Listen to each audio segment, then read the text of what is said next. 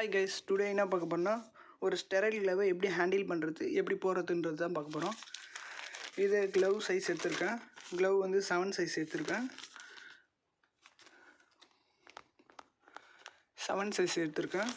இங்கே கீழே டவுனில் ஓப்பன் கொடுத்துருக்குல்ல, அந்த இடத்த டேரிங் பண்ணோம். டேரிங் பண்ணிவிட்டு இப்போ ஸ்டெரைல் பிளேஸில் இருந்ததுன்னா அந்த இடத்துல இப்படி தான் ஓப்பன் பண்ணி இப்படி தான் விடணும். ஓப்பன் பண்ணிட்டீங்களா, நெக்ஸ்ட்டு நீங்கள் ஹேண்ட் வாஷ் பண்ணிவிடுங்க. ஹேண்டை ட்ரை பண்ணிவிட்டு அப்புறமேட்டா இப்படி ஓப்பன் பண்ணோம். இங்கே மென்ஷன் பண்ணியிருப்பாங்க கைட்லைன்ஸில், இது ரைட் ஹேண்ட், இது லெஃப்ட் ஹேண்டுன்னு.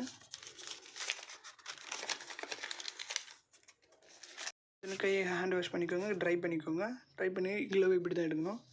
எடுத்துகிட்டு உங்களுக்கு கெட்ட வேலை மொதல் இன்சர்ட் பண்ணுங்கள். அப்புறம் எல்லா வேலையும் இன்சர்ட் பண்ணுங்கள்.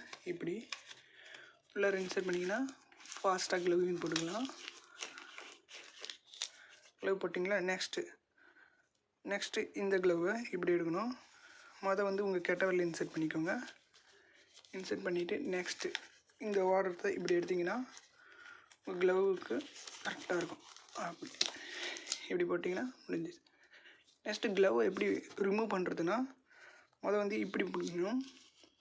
ஏன்னா இந்த இடம்லாம் இன்ஃபெக்டட் பார்ட்டு, அதனால் இப்படி எடுக்கணும். எடுத்தோடனே இந்த க்ளவை வந்து கீழே போடக்கூடாது.